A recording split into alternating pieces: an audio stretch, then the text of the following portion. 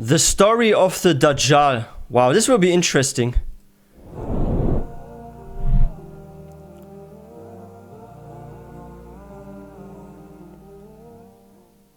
These are the things that are needed for Dajjal to have his power.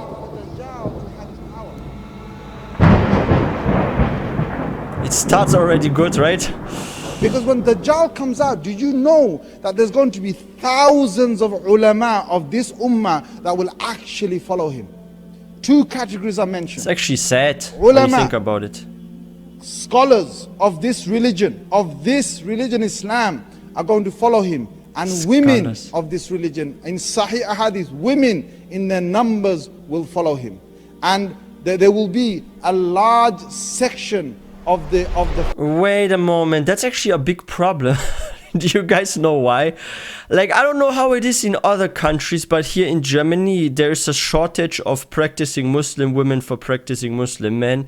Like, I know so many brothers are trying to bring a wife from abroad because there are no practicing Muslim women. So if Dajjal comes, there will be even more of a marriage crisis, because if you're practicing Muslim, you already have now a hard time finding a wife. You're gonna have like twice or triple the hard time. Wow, okay. That's actually... But why is that actually? Okay, with the scholars, that's actually scary because they're people of knowledge, right? So they should actually, like, people of knowledge in Islam should be safer because they know the religion, they know everything that is halal, haram, they know also about the temptation, and they know how to like navigate with like fitna usually. Like people that have like a lot of wisdom, like knowledge in Islam, they're usually the most protected ones. That's why I always say to people, try to, even if you don't have much free time, try to at least learn a few hadith or watch like a short 20 minutes lecture at night or something. Try to increase your knowledge over time, even if it's in like small chunks of information. But keep learning all your life as a Muslim, and this will also strengthen your iman, because like, if you have knowledge, you're actually safe from also like unhappiness, depression and stuff. Like, it helps you to be happier. But yeah, about this women thingy, ooh. Sahih Ahadith, women in their numbers will follow him. Wow. And there will be shocking. A large section of the followers of Musa alayhi salam, they will follow him. What? Look, there's two things about Dajjal.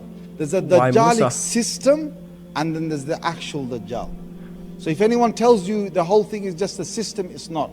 It's a system, yes, but it's also the actual Dajjal. The question is, has Dajjal already come out? Because you get two different narrations, you get two different types of narrations. I don't think he has, right? The way the scholars have combined them is that Dajjal is alive and is already trapped. Oh, or yeah. Dajjal will be I heard born this version. after 30 years to parents who will not have children, but he's going to be a very strange looking human being. And what happens is, before Dajjal comes, there's an entire system that supports the whatever Dajjal's going to have. Now, I don't know, look, I don't know whether the technological things that we've got, advancements we've got, whether that's going to be at the hands of Dajjal, or whether Dajjal will have other type of powers. But it looks like the technological world we're going through, that all those devices are going to be Dajjal's. There's going to be some serious advancement in science. Does that mean... Wait, does that mean that if you're like a practicing Muslim in the future, and he appears, that you have to like stay away from all sorts of social media or something? Like, this is actually something I'm getting here, that we should stay away from social media, like from the internet when the Dajjal appears or something. Yo. But that is something that's actually scary about the internet, because the internet can be used for good, for like a lot of halal things, right? Like the internet can be really, really great, right? But it can also be used for like a lot of haram things and bad things. Like, there's a lot of gambling and pornography and all that kind of stuff on the internet, right? Like a lot of disgusting things. But there are also like a lot of good things. Like, there are education channels, right? There are channels about Islam, like this one here, for example, and like other channels, right? And there are like a lot of good lectures out there, right? There's like One Islam Productions that we are like reacting to right now, right? Like, there's a lot of good things, but there's like also a lot of bad things. And I feel like, especially for like children these days, it's sometimes difficult to tell what's like good or not, right?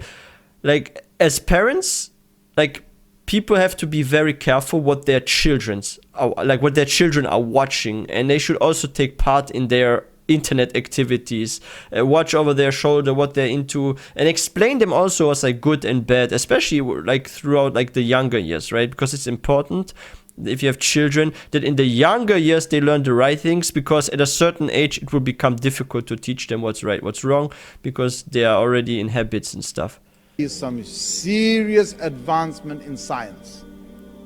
Dajjal needs, Dajjal will claim to be God, but the people who will claim, who will say that he's God, most likely are those people who believe in the advancement of the development they've made as a human race on this earth. Now there's two categories of ulama here who said, look, listen carefully, okay? Some have said we're going to go back to the days of horses and carts.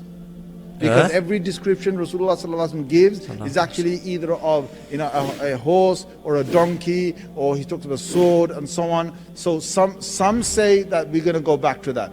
Others say no.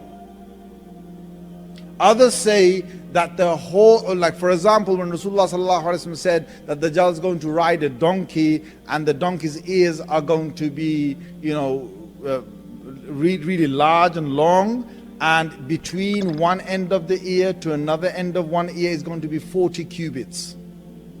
And and he's going to fly on this. And that seems more like a jet. So they've said these are metaphors. Kind of. Rasulullah sallallahu alaihi wasallam never actually meant the donkey, because when he's talking to his people, how is he supposed to say a plane? How is he supposed to say a jet? Because it doesn't exist back then. That's why he gave these metaphors, or he spoke about it, but it's for us to understand that that's what he meant. Now again, same with bees, right? There's like a miracle in the Quran that says that a bee worker is female, right? But it doesn't say that it is like a female that can't reproduce, right? Or something like that. It is just using the female word, right? And it's actually true that worker bees are female. But they couldn't have known back then because there was no microscope. So there are like some scientific miracles in the Quran where there are like certain words used, right? Like a female word for like a name, right? Like a female bee or this and that, right? And they're not using like certain, I don't know, like scientific words, right? So it's kind of like a metaphor, right? Same with like that the earth is round, right? With like a word that is like ostrich egg, right? It doesn't say sphere. It doesn't use the word sphere. It uses like it's like an ostrich egg shape, right? So those kind of things, they are metaphors, right? So this could be true too, that this is just a metaphor, right? Or it's an actual donkey, like he said here. It's like either way, but it can mean two things. I can't decide on this, but I am inclining more towards the fact that the technologies we've got today are all going to be in favor of the things that Dajjal uses. So what is he going to do when he comes down? Before he comes out, there is an Imam Mahdi that comes before him. Now again, there are many ahadith about Imam Mahdi. And the problem with all the ahadith about Imam Mahdi is either the hadith is sahih, as in it's authentic, but the description within the hadith about the individual Mahdi is not clear. It's obscure. Or the hadith is very clear describing Imam Mahdi, but it's not sahih. The narration is weak. Yeah, it's not authentic. Yeah. That's the problem we have with all the ahadith with Imam Mahdi, right? But what will happen is that there's going to be these minor signs around us are going to get worse with these little minor signs, and Imam Mahdi is the bridge between all the minor signs and the major signs. So let me go over it again. Remember I told you there's three types of signs. What's number one? Come on, let me see if you're awake. Signs that have appeared one-off and they're not going to appear. What's number two? Signs that appear and they grow, okay, in their size and quantity and so on, but the same sign, but they grow. You like natural catastrophes. And the third one is the 10 major signs. So out of the 10 major signs, Dajjal is the first. And between the second set of signs, or the minor signs, and the major signs, Imam Mahdi is the bridge. So when he appears, he's going to be the beginning of all the 10 signs that are about to come. And Dajjal is going to be the worst of all the 10 signs that Allah Azza wa Jal would have brought on this earth. Now what happens is there's going to be a lot of things, subhanallah al-azim, a lot of things that are not going to appear the same. So for example, the Prophet ﷺ has said to us, يُكَذَّبُ الصَّادِقُ وَيُصَدَّقُ الْكَاذِبُ. Subhanallah, he said, near the end of time, the one who's speaking the truth will be rejected as a liar. Yeah. And the one who's saying the lie is going to be accepted as the... That's, you know, it's like said here, and like from this you can already see that. Like it's actually like that with politicians, right?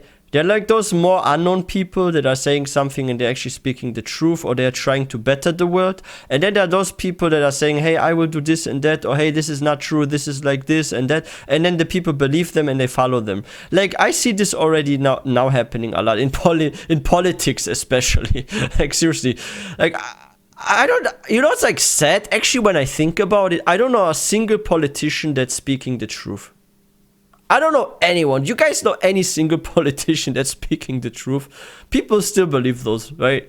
So those in power are actually constantly lying, unfortunately. The one who's saying the lie is going to be accepted as the truthful. Can you see how what Rasulullah ﷺ said? These are the times that we're living in. Prophet ﷺ, things that you were accustomed to for all the millennia of human history are about to take a turn. The Prophet ﷺ talked about children that are going to be filled with rage. Oh yeah, we had that one. He said, Al-mataru qayda wal-waladu ghayda.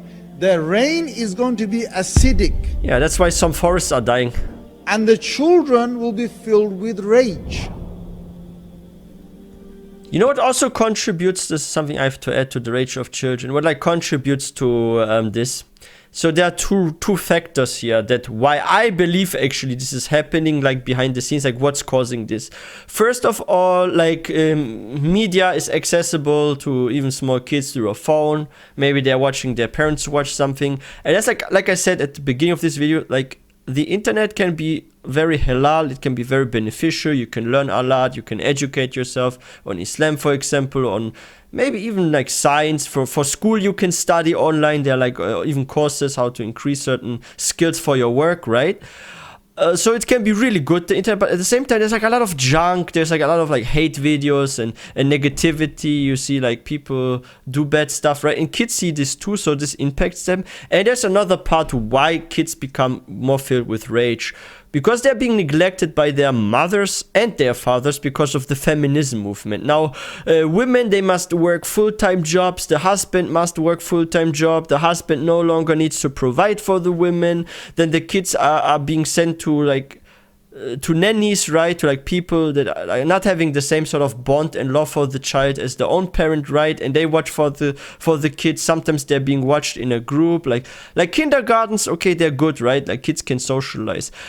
But if there's just the kindergarten teaching the kids and the parents are not at home, or after kindergarten they get a nanny in addition, they don't even have any bond at all with the kid anymore. So of course the kids are going to be filled with rage because they don't get enough love, and they just gonna not function the way kids should function, right? Because kids need love, affection, and you need to invest a lot of time into them, not just clothe them and feed them and make money, but spend actual quality time with your kids. Show them what's good, show them what's bad, and raise them well, right? And teach them also the religion from an early age, because the first 3-4 years is the most important for a kid. If you teach them right in those like first 3-4 years of their life, it's very likely that if they get to an age of 8 or 9, they're still gonna be righteous, right? So yeah, be very careful with that. If you have kids, or you're going to have kids, don't send them always away, spend time with them. That's very important. And you take that recipe away, you put it in your life, because before Dajjal comes,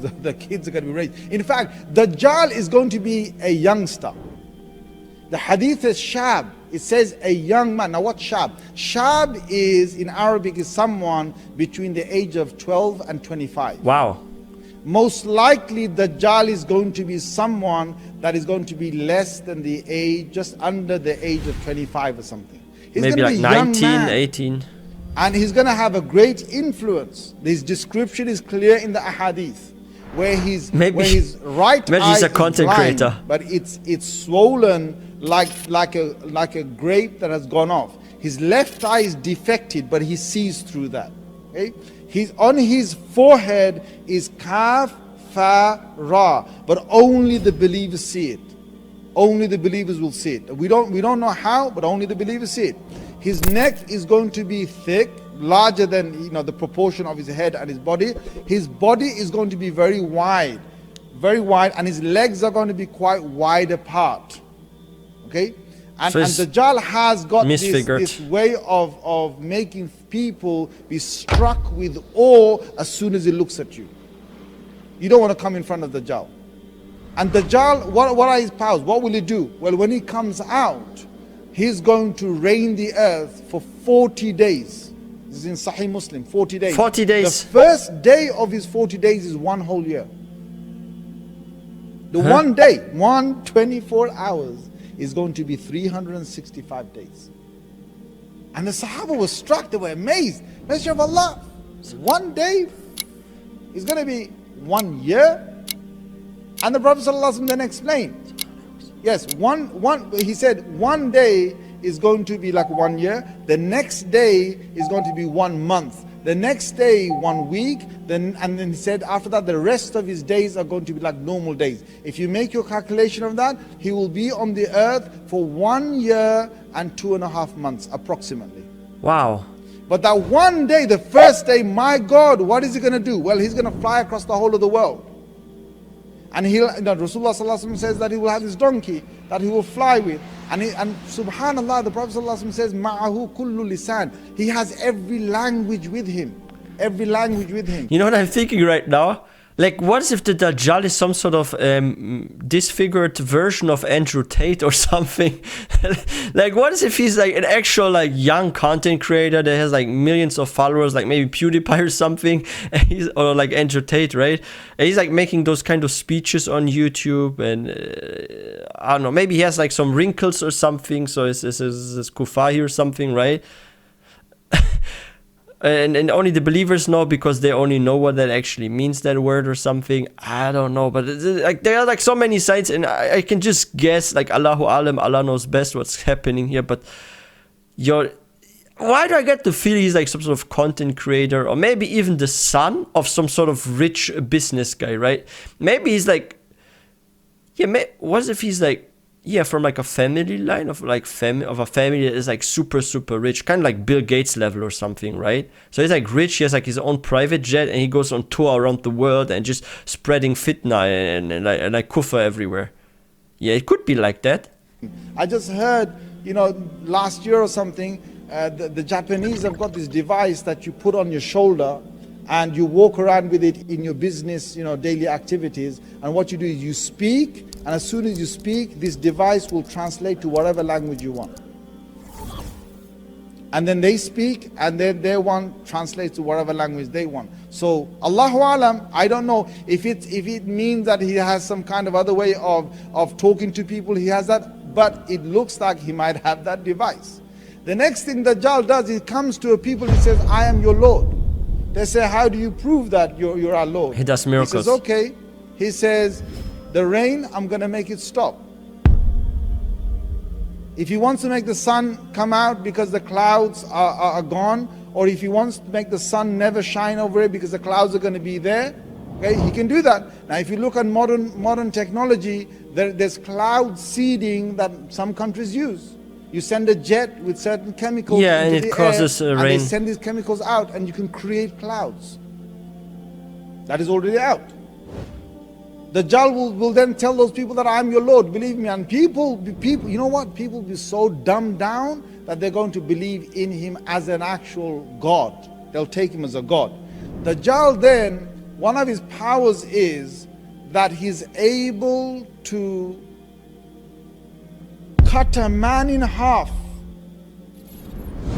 and the two pieces fall down to two sides. Because he will say to the man, he will say that, do you believe me, I'm your Lord? And he says that, believe in Lord? He said, what's the proof? He says, well, how about if I was to cut you in half and then join you back again? And he'll have a whole crowd of people. So he said, go ahead then. So like a he magician. points at him and he cuts him in half. Two halves fall aside. And Dajjal then walks between the two halves, comes back again, then points back at it, and the two halves join again, and the man starts laughing. Wow. Do you know That's that scary. they've got right now technology with a laser that can actually cut a limb without having any blood pouring out? Do you know that this is going 20 years back? They've already made a laser that can cut off sound in a room. It's in development. It's already available. So if you're in a nightclub with a lot of sound, high sound, and you want to have a table here that you and your friends speak in silence, you know, with just you two there, you can have that laser that beams around you, and what it does, it cuts off all the sound, the nightclub sound of, you know, you're talking about. It's actually pretty smart, right? This sort of development. It cuts it all out, and you can have a nice conversation. Now I don't know again if he's going to have all that at his hands, but you can see where this is going. He comes to a Bedouin, and he says, you know what's like good about this development? I don't go to nightclubs because it's haram, a'udhu billah, but if you're, for example, doing some sort of studio work, right, and you're like making a video or something, maybe even outside, or you're at a place where there's like many people speaking, maybe you can use that technology to have like a better video quality even, right? Like imagine you're like in a really noisy place, or you have an apartment next to like a highway or something, and you want to make like videos. I don't know how expensive it is. Probably like you can't afford it, but if that's such technology, maybe it can help you with like video production even. Or if you're like recording somewhere, right, and you just put this around you, and the laser just makes it where you have like this bubble around you with complete silence. you're talking about the music that is at high decibel, it cuts it all out, and you can have a nice conversation. Now I don't know again if he's going to have all that at his hands, but you can see where this is going. He comes to a Bedouin, and he says, "You're going to believe me? I'm your Lord." And he says, "Why should I believe you? You know, you're my Lord. Tell me how, why?" He says, "How about?" He says this in front of a crowd. He says, "How about if I was to bring your parents back alive?" He says, "Really? Seriously?" He says, "Okay." He says, "Bring them alive. You know, who would not want their parents to be alive?" So he goes to their grave. The Dajjal goes to his grave. And then seemingly he brings his parents back up from their grave. And they say to their child, "O child, believe him, he is God." Now Rasulullah sallallahu alaihi wasallam explained this. He said, "فَشَيْطَانَانِ يَتَمَثَّلَانِ." There will be two devils that will take the appearance of his parents. So his they're real not the parents are parents. dead. But two devils have taken the appearance of two humans, exactly like his parents, and the devils speak out, and the person believes it's his parents, and therefore he believes. There's going to be a lot of trickery he will use. In fact, his name, Dajjal, means the one who is a master at lying and a master at trickery. He will fool people. He will walk. When he walks, he will have two rivers with him. Now we have got nothing to understand this right now, but very soon, I'm sure in a few decades time, whenever the time's going to come, we're going to see, we can understand how this is going to happen.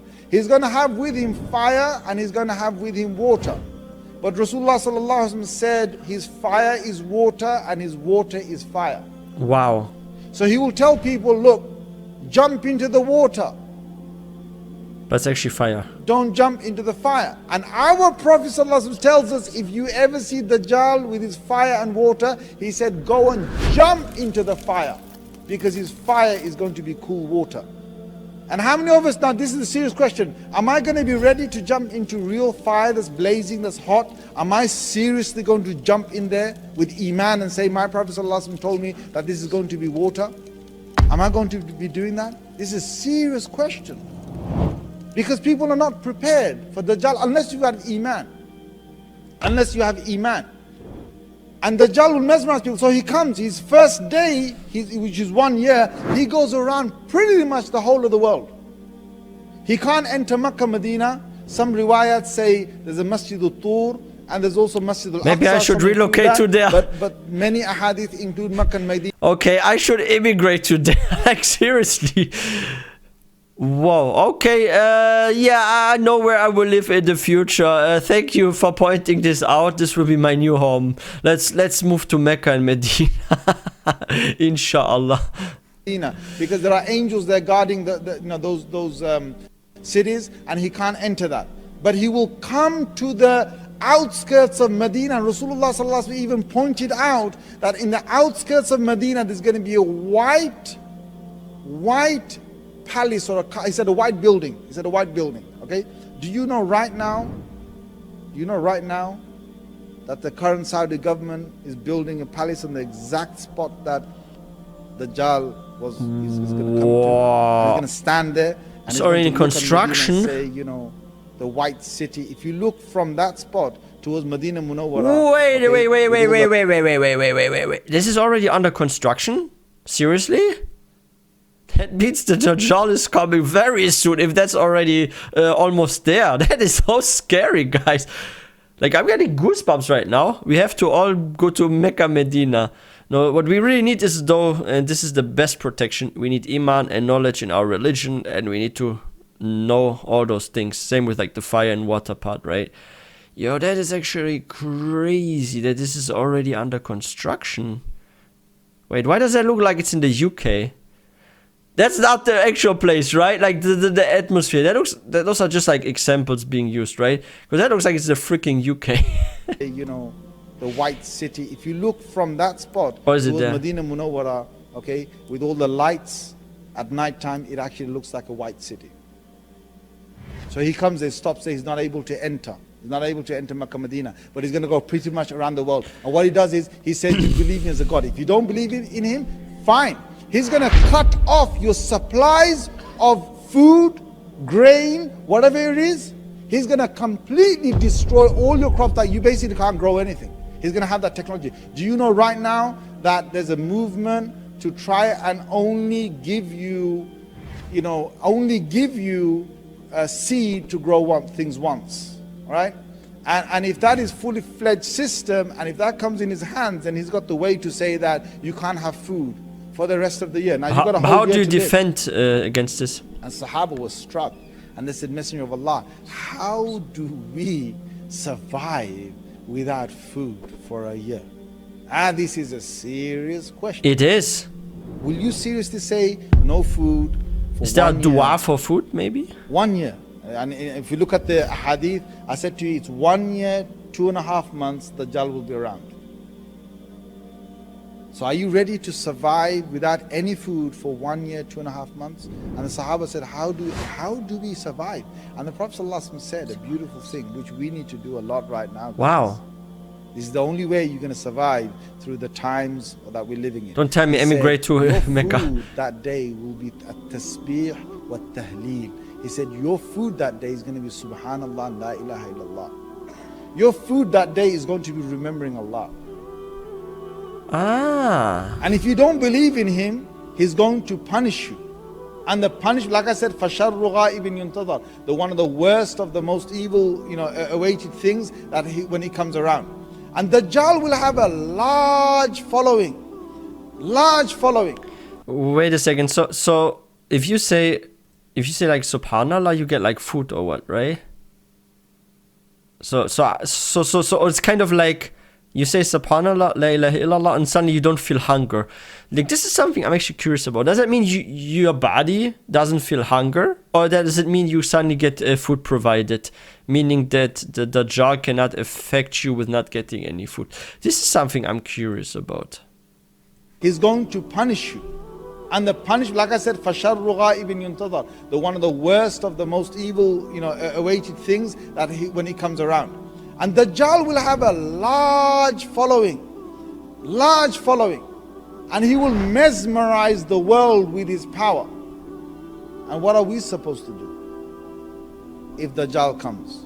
The Prophet ﷺ gave us, our protection. Rasulullah ﷺ told us Surah Kahf. In one narration it says, whoever recites Surah Kahf on Friday, he will have, from one Friday to another Friday, you're going to get a lot of light.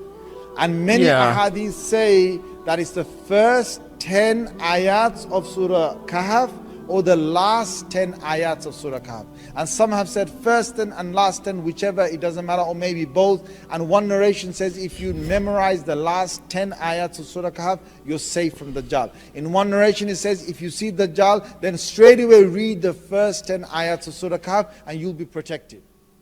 Do you ever get worried that your child may click on the wrong video online? Do you wish there was a safe channel for your peace of mind? That's a big problem these days. Well, there is. The #1 rated Muslim kids channel in the world, One for Kids TV. One for Kids TV. Okay, I have to remember that. Yeah, let's give this one a thumbs up. And wow. You guys are like scary about the Dajjal. We're living in an age of technology, and a lot of like those attributes and things that like the Dajjal has and does, you can like connect them with actually the internet, right? And like the technology we have available. And how like some people, kind of like oligarchs, right? Like we have like some places where there's apparently democracy, right? Apparently, right? And there are like those places where there's clear autocracy, but there are also like some individuals that have like a lot of money. They also behind the scenes can influence like a lot, right? So that is actually very fascinating how the Dajjal has some sort of connection with like modern day technology, the internet, social media, and influential figures these days. Like, you know, it's like crazy and so scary about the Dajjal. Can I give you guys a real life example? So a Muslim, for example, doesn't want to have a beard, for example, right? Or a Muslim sister doesn't want to wear the hijab or something, right? But if there's like one individual that gets like a strange haircut, like maybe all the sides from the hair cut off, only there's something like a mohawk style, and that person is like a idol to some people, they're gonna follow this person before they follow Prophet Muhammad sallallahu alaihi wasallam. Or there's an individual that's dressing in a very tempting way, right? And our sisters, they're not going to follow like the example of the first generation of Muslim women and the wives of Prophet Muhammad sallallahu alaihi wasallam, but they're gonna find this follow this fitna person that is influential, right?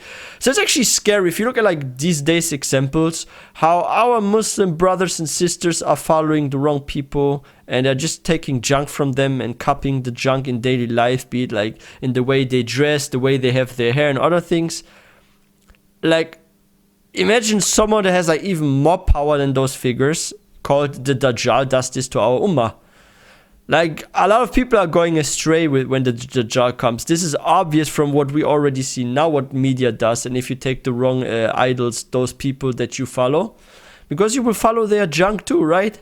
And the Dajjal that brings you not only more junk, but he's going to be more influential even than those people. So it's actually scary when you think about it, right? But yeah, guys, that was a very, very interesting video. I love checking out the videos of One Islam Productions. If you haven't subscribed to this channel yet, please consider subscribing. And if you haven't subscribed to our channel yet, please also consider subscribing. I thank you guys for watching. May Allah reward you. Ameen. And I will see you guys next time.